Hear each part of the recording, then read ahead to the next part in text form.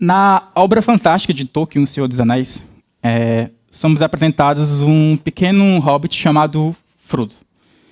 Frodo morava com seu tio Bilbo, o Bolseiro, e Bilbo tinha uma casa bem grande, talvez uma mansão, em Bolsão. E tinha ouro, tinha prata, tinha vários livros. E como Bilbo ficou rico, como ele teve todas essas riquezas, é contado no livro Hobbit, né? Bilbo teve uma missão, a qual, durante essa missão, ele encontra um anel. Ele encontra um anel através de uma criatura chamada Gollum. E aí, ele meio que rouba esse anel, mas ele fala que apenas conseguiu. Passados os anos, no momento atual de O Senhor dos Anéis, no comecinho ali, para quem assistiu ou leu o livro, está acontecendo uma festa, um aniversário de Bilbo e também de Frodo, que eles fazem aniversário no mesmo dia.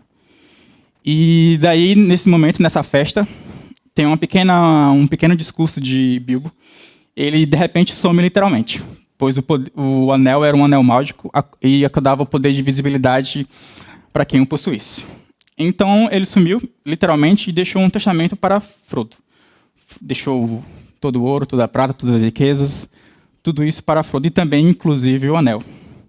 Um mago, que também, chamado Gandalf, o Cinzento, ele participou dessa aventura de Bilbo e também tinha muita afeição por Frodo.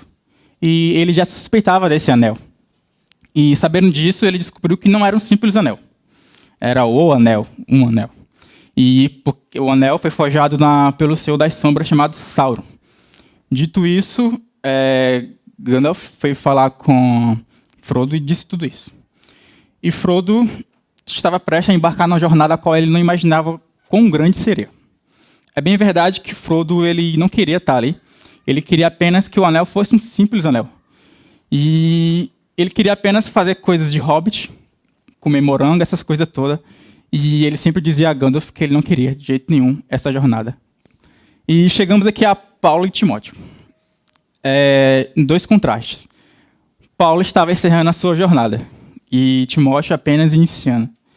E eu nunca parei para pensar nisso, nessa carta a Timóteo. Mas estudando ela e lendo e relendo, cara, nós estamos diante das últimas palavras de Paulo. E isso me emociona muito, porque além de ser uma carta com grande sabedoria e grande conhecimento para quem deseja ser pastor, ser líder, coisa tal, é também a despedida de Paulo para a igreja, né? E a solenidade desse chamado, o peso histórico e a importância envolve tudo isso. O peso emocional que ela envolve é grandioso, né? Porque Paulo fez diversas cartas, mas essa, para mim, sem dúvidas, é a mais importante por se tratar do último registro.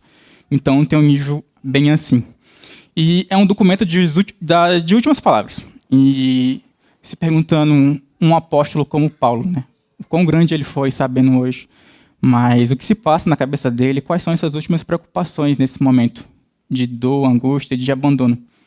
Mas, assim como vemos e conhecemos Paulo, ele, mais uma vez, e mesmo nos seus últimos dias, prestes a morrer, ele continua pensando nos outros.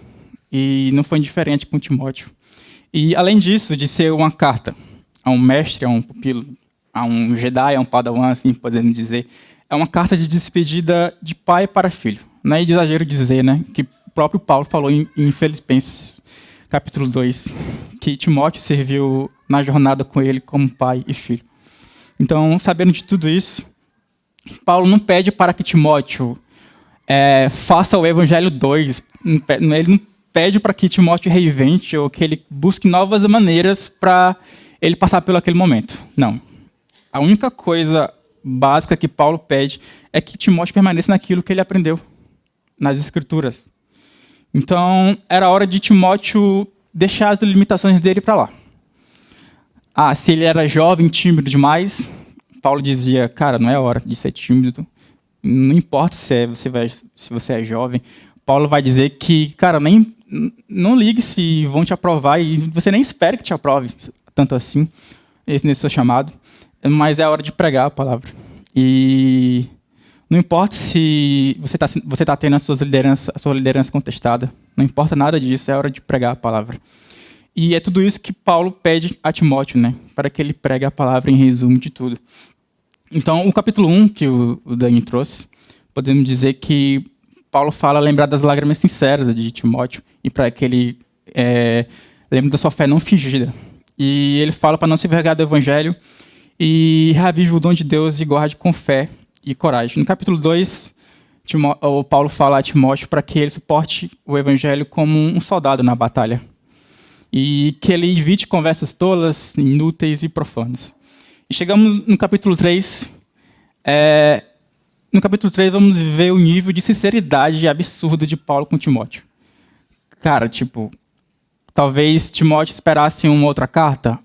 Não posso afirmar aqui, mas vamos ver o nível de sinceridade que Paulo tem com Timóteo. No terceiro capítulo, Paulo não vai esconder a face escura do ministério. Ele vai dizer todas as verdades e vai dizer para Timóteo que, cara, todo aquele que deseja seguir isso vai ser perseguido, não tem jeito. E vamos acompanhar. Eu dividi o texto em 3 partes. A primeira parte se chama A Realidade dos Últimos Dias e a segunda se chama Atuação dos Falsos Mestres. A terceira parte se chama O Legado de Quem Permanece na Verdade. A primeira parte, vamos ler do versículo 1 ao 5.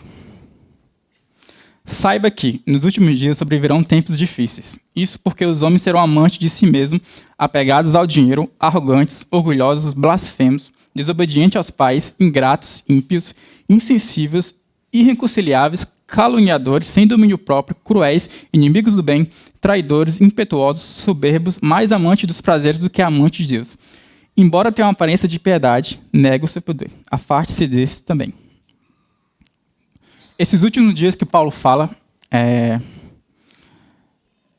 antigamente eu pensava que os últimos dias era apenas um apocalipse, né? Era algo futuro. E é isso que os judeus também creem hoje, que os últimos dias são dias futuros, não são hoje. Mas Paulo afirma aqui, com grande sabedoria do Espírito Santo, que os últimos dias são desde a ascensão de Cristo e se estenderá até a sua volta. Ou seja, estamos vivendo esses últimos dias. Estamos vivendo esses últimos dias que Paulo também estava vivendo e que Timóteo também estava vivendo. E outra coisa que é interessante aqui no texto, que as dificuldades que Paulo está falando aqui não são calamidades físicas. Não são tsunamis, terremotos, coisa tal, coisa do tipo. O problema é moral e espiritual. O Paulo está dizendo a Timóteo que o que tornará os tempos difíceis, o que deixa os tempos difíceis são o pecado do homem. É bem simples e direto. O pecado torna os tempos difíceis e perigosos. E Paulo usa a palavra saiba, que no grego esteja certo disso. Então, ele já começa a terceira parte do capítulo 3, e já assim, direto para Timóteo. Cara, sabe que tenha certeza que nesses últimos dias sobrevirá um tempo difícil. E as pessoas serão assim. Olha novamente o nível de sinceridade de Paulo com Timóteo. E é interessante nós entender o contexto histórico da época. Como o Rafa falou, Roma estava em crise. O governador imperador Nero incendiou toda Roma e acusou os cristãos criminalmente disso. Então, entendemos que Paulo não estava preso por apenas pregar o evangelho. Dessa vez ele estava preso por algo oficial, por ele ser o líder do cristão atualmente daquela época. Ele foi preso por isso. Então, sabendo disso, nessa época que Roma estava em crise, todos estavam fugindo. Ninguém queria ser ligado ao Paulo prisioneiro, porque é como você ser cúmplice de um crime, né? Então, a gente entende, por um lado, que, cara, talvez se eu estivesse lá, eu ia ter medo, talvez eu fugiria também. Então, a gente vê o quão pesado é isso, podemos assim dizer, o quão sincero é isso que Paulo está sendo com Timóteo. Timóteo, talvez, será que ele pensou que, cara, acho que eu vou fugir também, eu não aguento isso, olha o estado que está Roma, olha a galera ao meu redor, os meus amigos, tudo fugindo, tudo não querendo ter ligações com Paulo, será que eu não faço isso? Eu posso dizer que eu acho que Timóteo não pensou nisso, porque conhecendo Paulo, e disse também em Filipenses capítulo 2, que Timóteo tinha um caráter provado. Então, eu acho que Paulo não erraria suas fichas e estava passando um bastão para a pessoa certa. Eu acho que Timóteo, sim, iria encarar essa grande jornada com responsabilidade. E o que antes era perseguições, eram perseguições locais e esporádicas, se tornou perseguição oficial, imperial e cruel. Então, foi um verdadeiro massacre. O cristianismo estava podemos assim dizer, por um fio, de fato. E é nesse ambiente que Paulo escreve, preso, abandonado e às vésperas de sua morte. Mais uma vez, olha onde talvez o maior dos apóstolos está, né? Olha onde o grande pregador Paulo está. Preso, abandonado, sem ninguém. E entendendo também o contexto espiritual da época, como eu falei, os cristãos estavam fugindo. Muitos caminharam com Paulo, mas na hora da morte eles acabaram fugindo. Na hora H, eles estavam fugindo. Então, a fé cristã estava sob ataque. Havia confusão, desânimo e medo. Como eu estou falando. Timóteo também estava com medo. Timóteo também tinha incerteza. Timóteo, provavelmente, assim como eu e você, não queria morrer. E não quer morrer. Então, esses últimos dias já havia começado e Paulo estava preparando Timóteo e estava preparando a igreja para esses dias. Os últimos dias estava começando ali e Timóteo precisava saber disso e a igreja precisava saber disso. E Paulo começa assim, tenha certeza disso, então que quando vê as dificuldades, ou quando algo não der muito certo para você, cara, não fique surpreso. Quando você vê guerras, quando você ouvir rumores de guerra, não fique surpreso, mas Paulo está avisando aqui, cara, vai acontecer isso. Então, a Bíblia deixa claro isso para a gente, para que isso não pegue você desprevenido, né? E trazendo para os dias de hoje, quando algo o desanima, quando as dificuldades vierem, você não fica surpreso com isso. Olha onde Paulo está e olha onde Timóteo está. Hoje nós estamos no canto bom, ar-condicionado, no friozinho, mas olha onde aqueles dois estavam, né? E outra coisa interessante. Como eu falei, o pecado deixará os tempos difíceis. Vamos ao retrato de um homem sem Deus. Paulo fala, será amante de si mesmo, amante dos prazeres mais que de Deus. Qual é o retrato de um homem sem Deus, então? Paulo apresenta 19 características de um homem sem Deus. E alguns contam até 20, conforme a versão. E a lista começa com amante de si mesmo. É interessante isso. A gente poderia fazer um estudo focado apenas nessas 19 características que Paulo fala, que seria muito rico, muito prazeroso também de ouvir. Mas o mais interessante é que, o primeiro de tudo, o original é amante de si mesmo. Ou seja, onde está o meu amor, onde está meu coração, quando o eu se enche mais do que Deus, eu sou capaz de fazer essas coisas também. E é bem capaz de eu ter alguma dessas características também. David Guzik observa que esse ego inflado leva à avareza, soberba e rebeldia. E João Calvino também reforça: o amor de si mesmo é a fonte de onde brotam todos os outros vícios. Frases como, a gente vê muito no Instagram hoje em dia, seja você mesmo, você é forte, você consegue, você é isso, você é aquilo. Frases como essa, apesar de ter boa intenção, pode ser perigosas também. Em um mundo que o eu se torna mais evidente, né? Você quer passar por cima de todo mundo, seja no trabalho, na faculdade, em provas ou coisas do tipo, concursos, essas coisas. O eu torna cada vez mais conta do mundo. E a gente acaba se enchendo mais de nós mesmos, e Deus acaba se esvaziando. E pensamos, cara, será que eu não estou encaixado nessas características aqui que Paulo está falando? E quando o ego ocupa o trono, Deus é deslocado do centro. E por que isso é tão perigoso? No livro Você é Aquilo que Ama, do Smith, ele fala que você é moldado por aquilo que ama e seus amores pelas práticas que você repete. Ou seja, se eu tenho algum hábito, seja ele bom ou ruim, e esse hábito, geralmente, você, como a palavra já fala, você repete sempre esse hábito, isso vai se tornar algo comum para você, uma prática. E quando esse hábito, como eu falei, que seja bom ou ruim, se torna algo comum, e quando as pessoas veem isso, quando se tornar evidente, acaba se tornando perigoso, né? E trata-se de um diagnóstico profundo e espiritual. Por que também isso é tão perigoso? O amor centrado em si não se doa, mas serve. Ele não sacrifica, mas ele manipula. E ele consome e ele exige. Então, cada vez mais que eu me encho de mim, cada vez mais que eu acho que eu tenho forças próprias para suportar tal pecado, para suportar tal vício, quando eu acho que, caramba, eu tenho um hábito feio, e eu preciso parar disso. Vou simplesmente parar. Mas acaba que você continua. Você é humano, você é falha, você vai cair. Mas você não luta constantemente contra isso, né? Acaba se tornando ruim. E no pecado original, nós temos a frase da serpente, que sereis como Deus. E é desde lá, desde o Éden, que as pessoas querem ser seu próprio Deus. E as pessoas querem tanto ser seus próprios Deus que acaba passando por cima de todo mundo.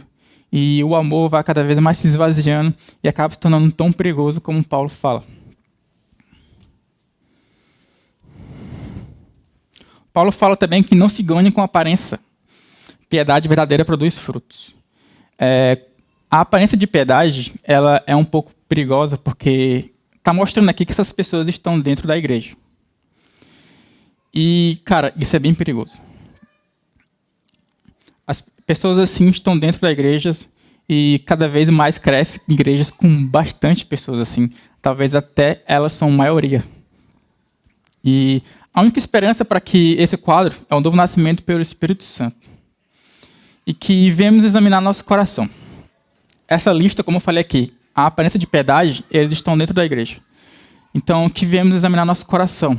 Será que, dessas 19 características que Paulo cita aqui, será que eu tenho algumas delas, mesmo que seja sutilmente, será que alguém vê isso em mim? Eu, falando de mim, sim, eu sou alguma dessas características. Mas o que difere nós, para esses que Paulo cita, é a graça. Eu estou dentro da graça de Cristo, porque a prova disso é que Deus usou uma pessoa falha, como Paulo, uma pessoa falha, como Timóteo, e usou eu e você aqui hoje. E, apesar disso, apesar da natureza caída, o que nos difere é isso, a graça e o arrependimento. Mas tenha cuidado com isso, porque o arrependimento ele precisa ser um arrependimento genuíno, né? Um arrependimento genuíno não vem de nós mesmos, vem de Deus.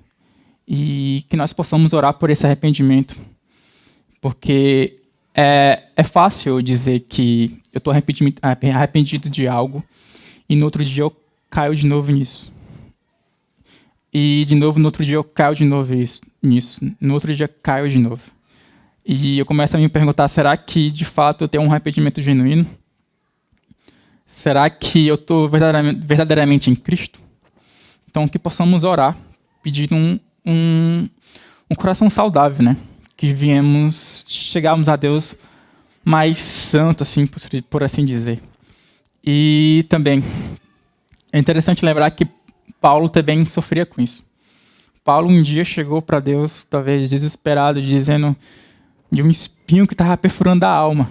E o que Paulo ouviu de Deus? Que Paulo, a minha graça te basta. Cara, isso é fantástico, saber que nós somos... isso é derramado em nós, essa graça de Cristo. Isso me deixa mais aliviado, porque se fosse pelas minhas forças, pelos meu querer, eu não estaria aqui hoje. E eu estaria jogado por aí.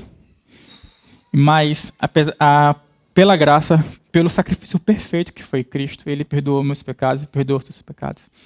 E isso quer dizer que não vamos mais pecar? Não, claro que não, né? Nossa carne é depravada, nossa carne é caída. Nós somos inclinados para o pecado, como Paulo fala. Eu vou sempre querer fazer esse mal. Eu vou sempre querer pecar. Mas, mais uma vez, o que nos difere disso, o que nos difere desse povo que Paulo cita aqui, desses ímpios aqui, é essa graça e esse arrependimento. Paulo também fala, aproxime-se de bons modelos. Esse afastamento ele não é por desprezo, mas por proteção espiritual e discernimento. Como eu falei dos hábitos gerados. Geralmente, quando nós andamos com um grupo de pessoas, é bem provável que você pegue algum hábito de alguma dessas pessoas, seja eles bons ou ruins. E devemos ter cuidado com isso, porque é bem perigoso também, porque a maioria das vezes você pega hábitos ruins. E isso pode ser ruim para você. Mas Paulo fala de aproxime-se de bons modelos, né? Não basta evitar o erro, é preciso andar com quem vive a verdade. Ou seja, creio que você tenha pessoas aqui na igreja, na Calvary, que você se espelha, que você possa usar como um bom exemplo. Então, se tem alguma coisa que essa pessoa faz que você acha legal, você acha bonito, que você possa imitar. Você olha, admirar, imitar, e conversar e fazer igual. Porque é preciso que nós sejamos discipulados e que viemos discipular pessoas. Também em Senhor dos Anéis, tem uma parte que já em Retorno do Rei, no terceiro filme, em que Frodo ele não já está suportando mais o fardo do anel. E ele se encontra caído na Montanha da Perdição. E ele tem seu amigo Sam do lado. Sam, ele olha para Frodo e fala uma frase bem bonita, é um momento bem bonito, mas eu vou resumir tudo aqui. Sam olha para Frodo e fala que, cara, eu não vou suportar o anel. Eu não suporto esse fardo. Mas eu posso fazer uma coisa por você, que é carregá-lo. E Sam, então, coloca Frodo nas costas e leva até onde ele deveria ir.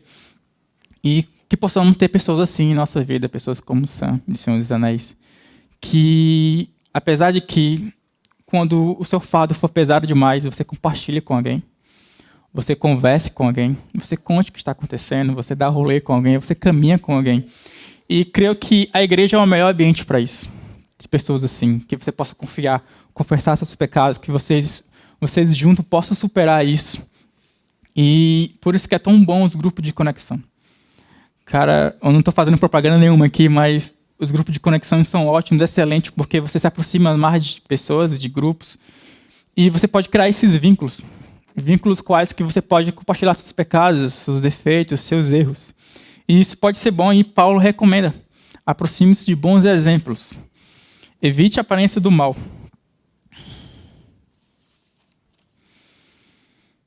E a falsa piedade que engana. O texto fala, tendo a aparência de piedade, mas negando seu poder. O que Paulo quer dizer com a aparência de piedade?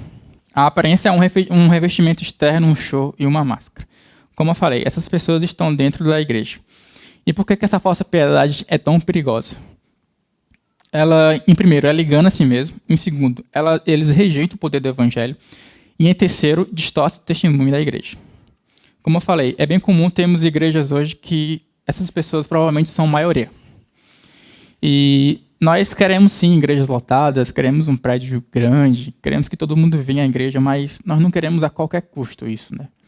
Queremos que nossos membros sejam pessoas saudáveis, que sejam acompanhados, que sejam discipulados. E megas igrejas é bem provável que isso não aconteça da forma adequada. Então, é muito fácil você ter essa aparência de piedade nas igrejas. É muito fácil eu conseguir imitar essa aparência. É muito fácil eu falar para vocês aqui na frente que eu leio a Bíblia todos os dias, que eu escuto boas músicas, que isso, aquilo. É muito fácil ser alguém na igreja. Mas, como isso é perigoso? E Paulo fala, afaste-se destes também. E esse chamado de Paulo não é um julgamento arrogante, mas um ato de proteção. Devemos buscar a piedade genuína, fruto do poder do Espírito e não de rituais. Que possamos se afastar dessas pessoas que têm uma falsa aparência. Porque uma hora ou outra a casa cai e nós conhecemos assim. E que podemos examinar a nossa fé. Que eu consiga examinar a minha fé hoje. Será que eu não tenho tido uma aparência assim? Será que eu tenho sido uma pessoa falsa? E será que realmente eu tenho sido um cristão genuíno? O que falta em mim, então, para ser um cristão genuíno? Que possamos buscar essas melhorias, né? E, mais uma vez, olha o nível de sinceridade de Paulo com Timóteo. O tema do meu texto, do meu estudo hoje é contra você, porém. E é meio que uma diferença para Timóteo, que Paulo está todo o tempo dizendo, Timóteo, eles podem, mas você não, cara. Eles podem fazer isso, mas você não. Você encare sua jornada, você não pode fazer isso. Então, nós temos um papel crucial aqui no planeta Terra. Nós congregamos em uma igreja, congregamos em uma comunidade local e temos que evangelizar pessoas, pregar o evangelho, assim como Timóteo. Chegamos na fase 2, a atuação dos falsos mestres. Versículos 6 ao 9. Estes são os que se introduzem pelas casas e seduzem mulheres vulneráveis carregadas de pecados, as quais se deixam levar por toda obra e espécies de desejos. Elas estão sempre aprendendo, mas jamais conseguem chegar ao conhecimento da verdade, como Janes e Jambres se fizeram a Moisés. Esses também resistem à verdade. Esses homens têm a mente depravada e são reprovados na fé. Contudo, não irão longe, pois a insensatez deles se tornará evidente a todos, como no caso daqueles dois. Olha a ação sorrateira dos falsos mestres. Eu separei 4 posições disso. Em primeiro lugar, são charlatões que exploram vulneráveis. Em segundo lugar, resiste à verdade como Janes e Jambres. Quem é Janes e Jambres? Né? Embora o nome deles não são mencionados no Êxodo, mas sim na tradição judaica, esses são os feiticeiros que imitavam os sinais de Deus. Imitavam os sinais de Deus. E falsos mestres que imitam superficialmente a fé, mas sua autoridade é ilusória. É bem comum termos pessoas como Janes e Jambres atualmente. Temos igrejas Janes e Jambres atualmente. Igrejas que fazem falsos milagres. Recentemente tivemos na mídia aquele profeta Mirim, né, um pastor Mirim. E apesar de ter sido muito engraçado algumas coisas, mas como aquilo é triste, né, cara? A igreja ela acaba pegando uma fama e as pessoas acabam comentando, e isso acaba afastando pessoas, um evangelho de circo, de festa, de pessoas caindo, de falsos milagres, de um evangelho que as pessoas tentam barganhar com Deus. Por exemplo, tem tipo você curar uma pessoa com câncer, um câncer que viria 30 anos depois, mas que Deus te curou ali. Esse câncer não vai vir. Cara, é cada vez mais comum vermos isso na igreja. Então, aquele episódio do pastor Mirim não é único. Tem outros por aí que a mídia não mostra, que nós não estamos sabendo, mas é bem comum termos isso. Então, é bem comum termos igrejas Janes e Jambres. As pessoas elas conseguem imitar o mover de Deus, você acaba vendo isso. Mas temos que lembrar que, assim como existe um padrão para orar, Paulo também nos ensina, em suas cartas, um padrão para cultuar a Deus, né? Que temos ordem e decência nos cultos.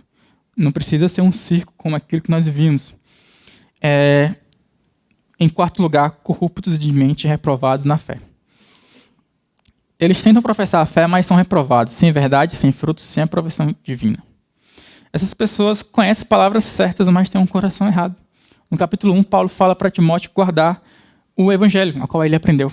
E hoje em dia as pessoas guardam tanto o evangelho, mas bem guardado, que as pessoas não sabem que você é um cristão, que você é um evangélico. Né? É bem comum no seu trabalho você ser alguém diferente da igreja, imagino eu. E as pessoas nem te imaginam que você é um crente. O Uber que você pega, a maioria das vezes eu gosto de ir bem calado no Uber, eu desejo que o Uber também seja bem calado. Mas das vezes que o Uber te pede algum conselho, ou vocês acabam entrando em uma conversa, o motorista ali percebe que você é um crente, você está dando um conselho sábio de Deus, da Bíblia para ele.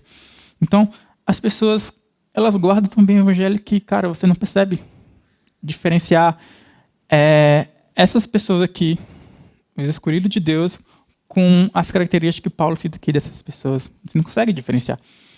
Cara, tipo, eu tenho um exemplo de um rapaz que eu trabalhava em Fortaleza que ele era um novo convertido e ele disse para mim que estava sendo discipulado por um jovem também, ao qual ele disse para mim que ele era pior que ele.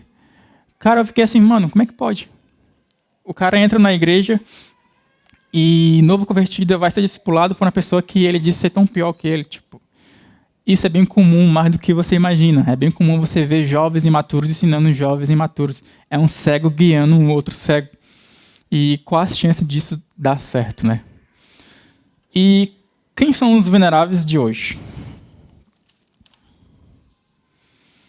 A vulnerabilidade mudou de rosto, mas os alvos continuam os mesmos. Todos os que, por fragilidade, falta firmeza ou conhecimento, estão expostos aos enganadores. Crianças hoje estão expostas a enganadores. Como? Através de YouTube, talvez, filmes com rótulos cristãos, rótulo gospel, que você acaba dando para o seu filho consumir, mas aquilo não tem nada a ver com o evangelho de fato. Lembrando que Timóteo foi ensinado desde a sua infância pela sua avó e pela sua mãe a base que ele deve seguir. Então, apesar de seu filho ser novinho, apesar de eu não ter experiência com filhos, mas que você ensine a verdadeira base, a base cristã, a base da Bíblia real, né? Adolescentes cada vez mais se preocupando mais com a aparência, mais com eles mesmos. Jovens, como o exemplo que eu dei, que jovens imaturos ensinando jovens imaturos. Adultos e idosos, que muitos estão cansados ou carentes de atenção, e esses idosos são facilmente explorados por movimentos religiosos e com interesse financeiro. Então, Paulo diz que essas pessoas se introduzem pelas casas. É interessante isso, que Paulo fala, se introduzem pelas casas. Como eu falei, Roma estava em crise, os cristãos estavam sendo perseguidos, o cristianismo estava por um fio, estava de cabeça para baixo, o fogo estava comendo lá. Ou seja, ainda não tinha templos na época assim para cultos. Os cultos aconteciam nas casas das pessoas. As pessoas iam escondidas para as casas para cultuar a Deus. Então, essas pessoas aqui com falsa piedade, essas pessoas que se introduzem pelas casas que Paulo fala, eles se aproveitavam de pessoas frágeis assim, e entravam com um falso evangelho. E aproveitavam dessa fragilidade delas e acabavam enganando. Então, casa na época era um centro social e religioso. E eles não entravam pela porta da frente. Né? Então, hoje, como eu posso dizer esse introduz pelas casas hoje? Como eu falei, pelos celulares e rede social, livros e músicas, e por influenciadores religiosos que distorcem a palavra com sutileza. Hoje é bem comum também vermos isso. Pregadores coaches, igrejas lotadas, com um falso evangelho sendo pregado. Né? Teologia da prosperidade, teologia de que você vai ser mais do que vencedor, teologia de subir um monte, subir montanha. E como isso tem... Cara, como esses ignoradores têm tanto sucesso? Como nós podemos ver as igrejas lotadas, movimentos grandes, pessoas ali que estão com tudo, de cabeça aos pés, mergulhados naquilo. Por que os ignoradores têm tanto sucesso? Os ignoradores têm tanto sucesso porque falam o que as pessoas querem ouvir. Tem um pastor dos Estados Unidos que, uma entrevista, ele disse um tempo atrás, não lembro direito especificamente qual ano, que ele disse que não prega sobre o pecado em sua igreja. E porque as pessoas já chegam fragilizadas, já chegam preocupadas com o trabalho, já chegam com cabeça quente, já chegam perturbados com o dia a dia. Então ele não fala, ele nem usa o termo pecadores, ele não fala sobre o pecado. E, cara, qual a chance disso dar certo? E acaba, mais uma vez, igrejas assim criando religiosos nominais, falsos cristãos, que com certeza seria igual aos que estavam fugindo na Roma em crise. Com certeza eu deixaria Timóteo e Paulo na mão. São esses cristãos que estão sendo criados, estão sendo alimentados em igrejas hoje. E isso é muito perigoso. Eles manipulam espiritualmente, distorcendo a Bíblia para justificar falsas doutrinas. E não confie em todo pregador com conteúdo cristão. Teste tudo pelo Evangelho. Em Atos 17 há o exemplo dos bereanos, em que eles veem Paulo ensinando, mas mesmo assim, tudo que Paulo vai ensinando, eles vão acompanhar. Aqui, peraí, isso está certo.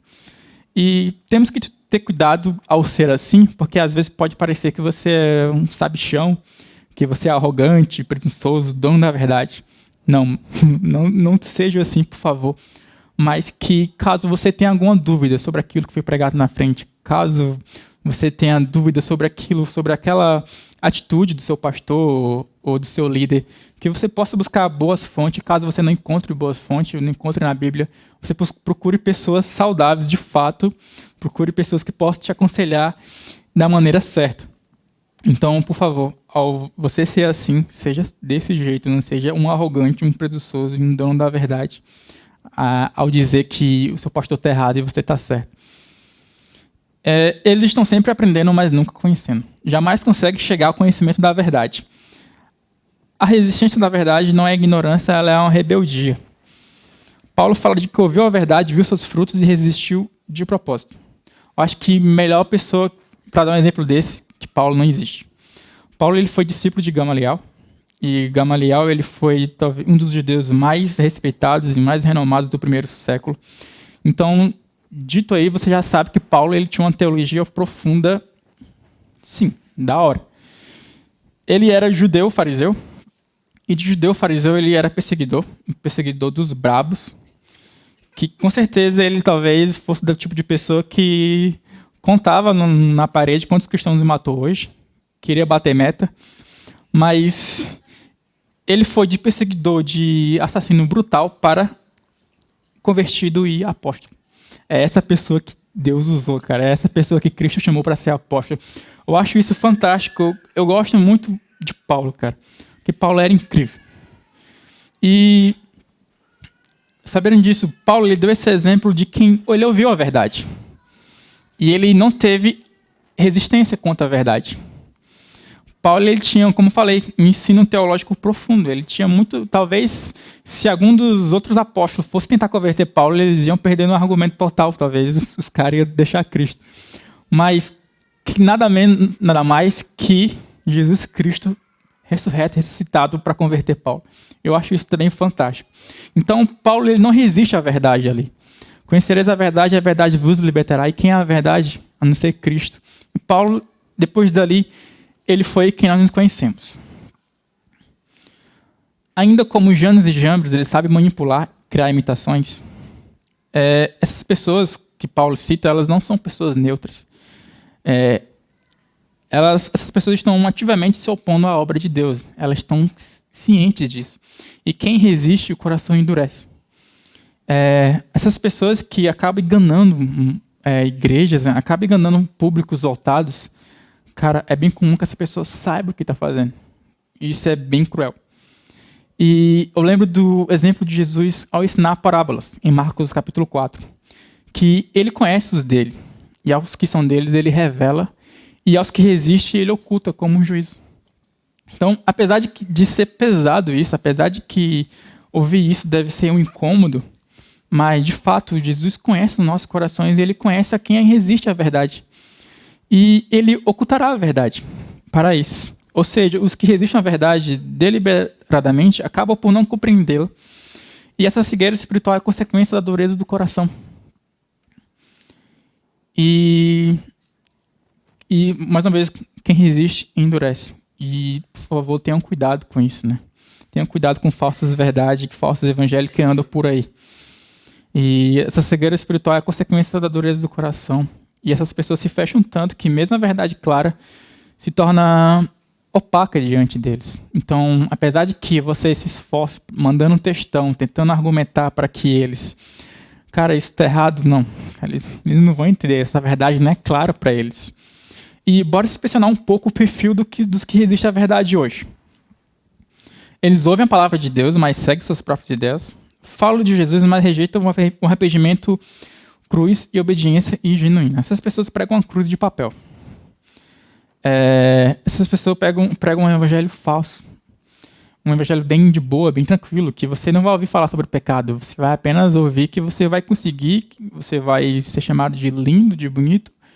E, cara, isso vai ser fantástico. E essas pessoas parecem espirituais, mas são reprovadas na fé. Parecem espirituais, como eu falei sobre igrejas que parecem estar fazendo tudo certinho. Eu sei que em megas igrejas por aí existe sim pessoas genuínas que de fato estão buscando algo verdadeiro, mas que infelizmente estão sendo lideradas por pessoas que resistem à verdade ao tempo todo. Então, igrejas que fazem negócios, fazem banco, movimentos como o da montanha e movimentos como tantos outros movimentos que acabam... você sabe que ali tem pessoas genuínas de fato, mas que acaba distanciando pessoas de fato do verdadeiro evangelho, né? Com esse perigoso. Então, se você ouvir de algum movimento, de alguma parada que está tendo, procure saber, pesquisar quem está envolvido, isso e aquilo, e faça bem um dever de casa. E qual o perigo dessa resistência deles? Muitos pensam em estar com Deus, mas já foram reprovados, como Saul, que perdeu o favor de Deus e manteve as aparências. Hoje em dia, uma palavra de autoajuda, um evangelho que nos coloca lá em cima, está bem mais preciso do que um versículo, talvez. A Bíblia, ela de fato nos confronta, né? O pecado de fato nos incomoda. Mas você quer ouvir algo que incomoda você? Você quer ser cutucado assim direto? Você quer sofrer dor? Veja onde Paulo e Timóteo estão, né? As pessoas estão morrendo. As pessoas estão sendo testemunhas do evangelho. Se testemunha, você está sendo sacrificado, você está sendo morto por isso. Será que nós estaremos prontos também como Timóteo, como Paulo estava? Cara, talvez eu não estaria preparado. É um evangelho, talvez, bem forte, assim. Eu falar de perseguição hoje aqui na frente, vivendo em Curitiba, uma das capitais mais bonitas do mundo, é bem tranquilo, né? Seria bem diferente uma pessoa vir aqui na frente e uma pessoa que sofreu perseguição de fato falar. Seria bem mais impactante. Mas que hoje não é algo muito distante, né? Sabemos que tem países bem cruéis por aí. Sabemos que irmãos nossos, amigos nossos estão sendo perseguidos. E é esse evangelho de cruz, de carregar a sua cruz, um evangelho de ser testemunha que Paulo está falando para Timóteo. Olha o nível de sinceridade, mais uma vez, de Paulo com Timóteo. Então, peça a Deus um coração ensinável que ama a verdade e cresce. Fuge da aparência da sabedoria que rejeita a cruz. Paulo fecha essa sessão com um alerta e, ao mesmo tempo, um alívio. Esses falsos opositores e opositores da verdade, eles não irão ir longe. Como o Kaká sempre está falando nos domingos aqui, pode parecer que a igreja está sendo vencida, pode parecer que as portas do inferno estão sim prevalecendo, pode parecer tudo isso, mas de fato, cara, a igreja ela está aumentando, ela está vencendo. Cada vez mais pessoas estão se convertendo a Cristo. Como eu falei, megas igrejas pode não parecer coisas ideais, cultos ideais, mas tem pessoas ali genuínas. Tem movimentos de fato genuínos que trazem pessoas, trazem multidões para o cristianismo. E cada vez mais isso cresce. E advertência e orientação. Aparências enganam, examine os frutos. Permanece firme na verdade, mesmo que seja impopular. Como eu disse a vocês, Timóteo foi ensinado na base cristã, que é a palavra, que é a Bíblia. E mais uma vez, Paulo não está pedindo nada extraordinário para Timóteo, né? Ele está pedindo para que Timóteo se reinvente. Está pedindo para que Timóteo permaneça na verdade que ele aprendeu. Pois as pessoas ao seu redor estavam fugindo da verdade. Chegando na fase 3, o legado de quem permanece na verdade. Versículo 10 ao 17. Entretanto, você tem seguido de perto o meu ensino, a minha conduta, o meu propósito, a minha fé, a minha paciência, o meu amor, a minha perseverança. As perseguições e o sofrimento que enfrentei, coisas que me aconteceram em Antioquia, Icônio e Listra. Suportei essas perseguições e o Senhor me livrou de todas elas. De fato, todos os que desejam viver piedosamente em Cristo Jesus serão perseguidos. Contudo, os perversos e impostores irão de mal a pior, enganando e sendo enganados.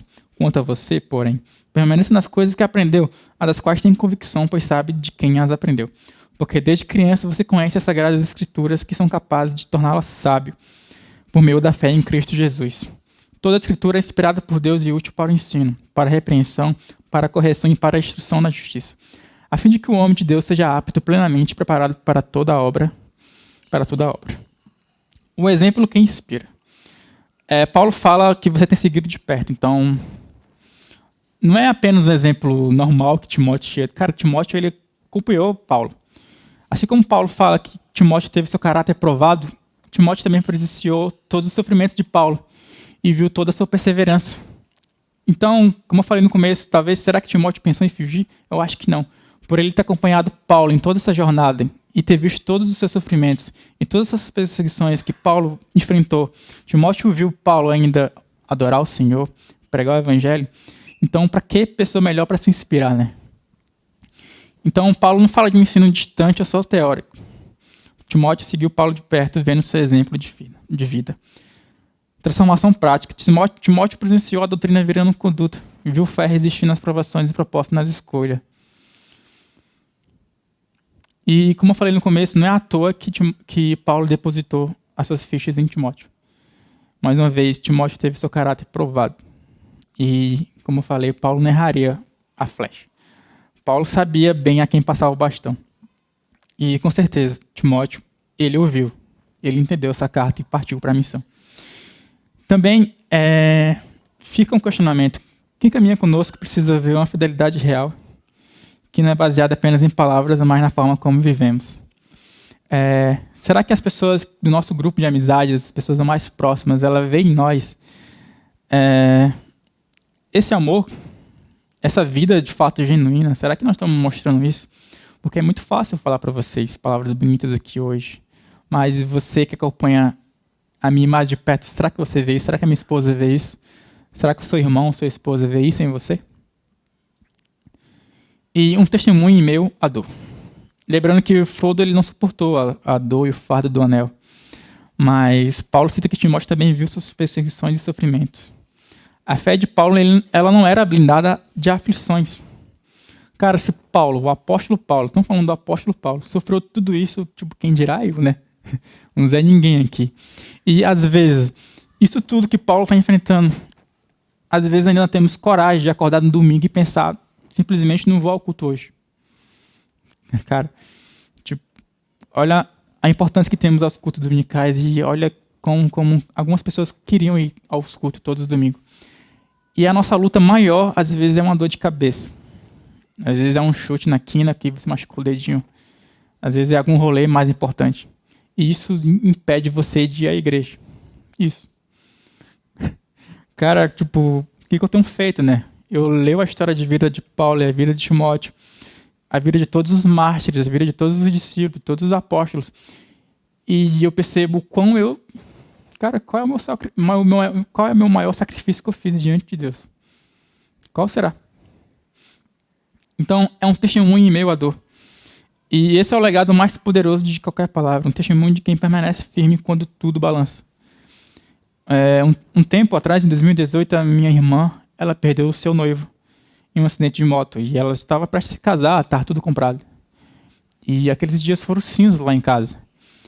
Eu vi a minha irmã trancada num quarto por dias. E foi apenas tristeza, né? Para quem já passou pela dor do luto sabe como é. E apesar de que teve aqueles momentos, mas a minha irmã suportou. E um testemunho em meio à dor, ela conseguiu, através de seu exemplo, através de seu testemunho, através da vida dela, Deus usou para que pessoas viessem a Cristo. E isso foi fantástico, porque esse é um testemunho em meio à dor. É esse o legado do Evangelho. No tempo que muitos fogem da dor e que muitas pessoas querem um cristianismo confortável, eu quero poltrona confortável, eu quero um ar-condicionado, eu quero um ambiente tranquilo. Em um tempo bem confortável, um tempo gourmet, por assim dizer. É bem tranquilo, é bem fácil. E essa firmeza de Paulo sobre essa pressão se torna ainda mais impactante. Então, Paulo ele não foi a pessoa que impactou por sua fama, por seu conhecimento, mas não, cara. É uma pessoa que você vê a história dele, que passou de fariseu, passou de perseguidor para um convertido em Cristo, a ser um dos maiores dos apóstolos que teve. Você vê esse testemunho de Paulo, você vê o testemunho de Timóteo, você se inspira nisso. E esse é um testemunho em meio à dor. E um legado para ser seguido. Esse tipo de vida se torna inspiradora não por fama ou carisma, mas por coerência, sacrifício da verdade. É como se Paulo dissesse a Timóteo, cara, eu fui perseguido, sofri, mas o Senhor me livrou de tudo isso. Mas agora é com você. Mais uma vez, quando você for ler 2 Timóteo, leia com um tom solene de uma despedida de pai para filho e uma despedida do grande apóstolo Paulo. Estamos diante mesmo das últimas palavras de Paulo. E o que ele tem a me dizer? Então, o que ele tem a dizer, Timóteo? Timóteo, agora é você, mano. Agora é contigo. Eu vou bater as botas já. Agora é com você.